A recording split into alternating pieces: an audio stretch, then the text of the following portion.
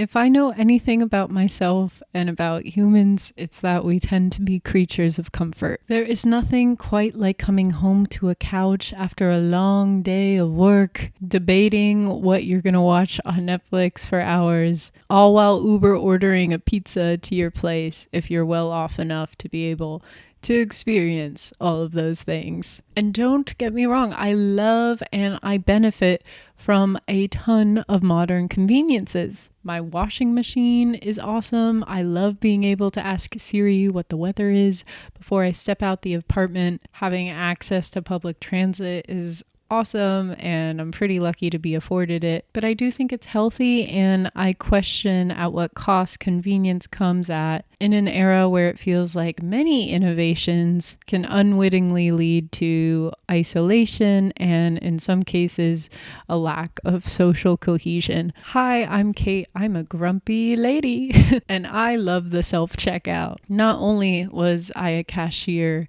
in my younger days, and do I think I know the best way of scanning all of the items, but generally when I'm running errands, I don't care to talk to people, even though I do recognize that I could be missing out on some great connections. I like being able to skirt the long lines. I like being able to get in and out at my own pace. But when I was getting groceries the other day and I used Apple Pay, which basically I just have to do 2 little clicks on my phone and then poof, I've purchased something, the money is gone. I was struck by how easy that is. And it kind of reminded me of the Uba Butler video where the kids are just able to order whatever they want just by saying things.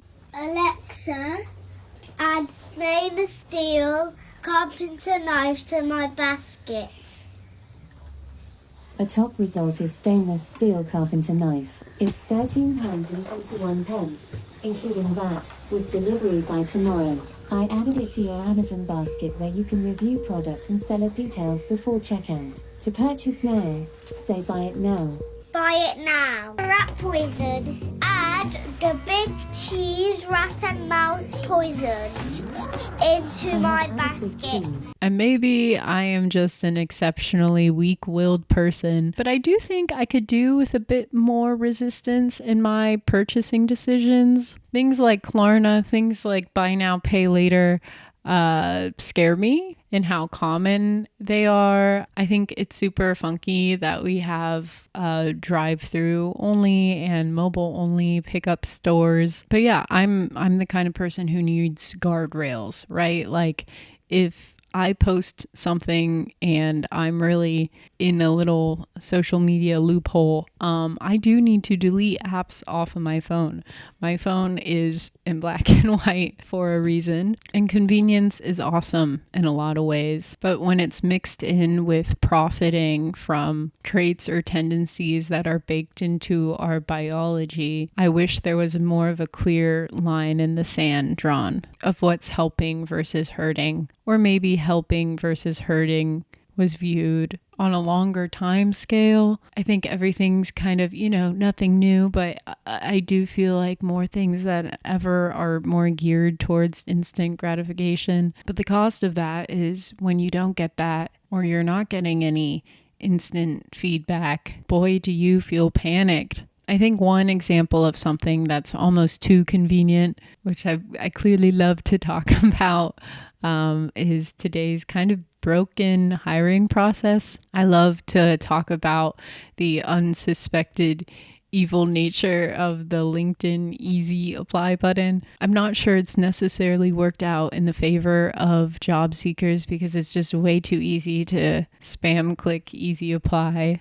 which leads to hundreds of people applying for these jobs that they may or may not be qualified or even actually interested in, which makes it so much more difficult for HR or recruiters to find the candidates they're looking for, which leads to kind of a dehumanization of the process, right? There's these things that search for keywords. We can train AI to comb through resumes. It's almost like the hiring process is becoming a moderation problem. Another thing I think about all the time is the future of self-driving cars. Obviously, I think these have a lot of potential. In an ideal world, allowing people who don't have access to drive, having that capability, like what a gift. I don't know if you've ever been in Uber or a Lyft. That's a Tesla, but I have. And sometimes the driver will be using the autopilot feature. And as a passenger, it's very jarring, right? I mean, I guess the software keeps you safe, right? But a lot of times there's lots of lurching. The changes in the car can feel very abrupt. I think a lot of times software doesn't necessarily optimize perfection. It optimizes for not failure. And Tesla and any self-driving company makes it very clear that these features are supposed to be used with supervision. But I can see how one relying on a piece of software would unwittingly have their awareness level be brought down.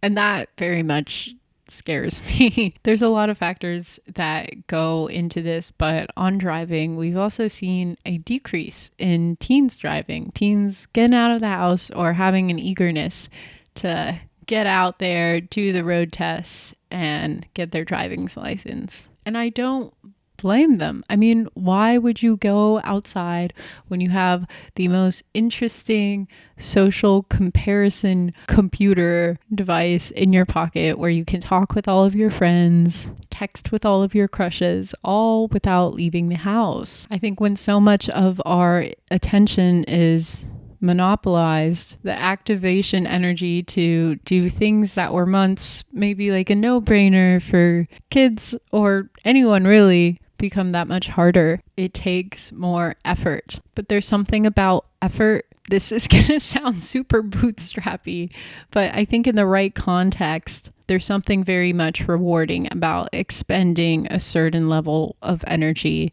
especially when it comes to something gratifying like making a social connection or learning a new skill or connecting with people you love. And I also feel like there's modern conveniences that will never be super convenient because there's a lot more improbability that's related to that task than we'd like to admit.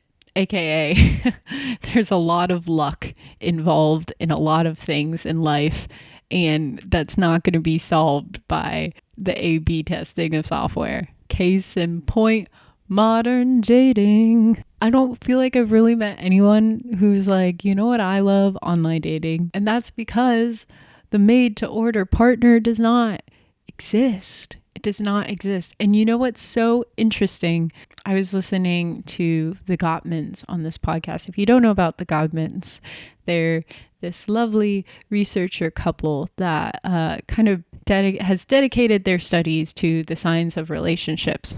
So the problem with dating apps, I think, is that they create this very artificial situation in which everyone's being evaluated and assessed, and they're swiping left, all the time. Well, that person's not quite right, not quite right, not quite right, not quite right. The research of Eli Finkel shows that there's nothing you can measure in two individuals that will predict whether they like each other. There's nothing you can measure. Nothing you can measure. In fact, you can actually ask people exactly what they're looking for in a partner and find that exact person in a large database. And it's very unlikely that they'll like that person when they meet them. Yet, if you randomly pair them with strangers, 22% of people like each other when they first meet.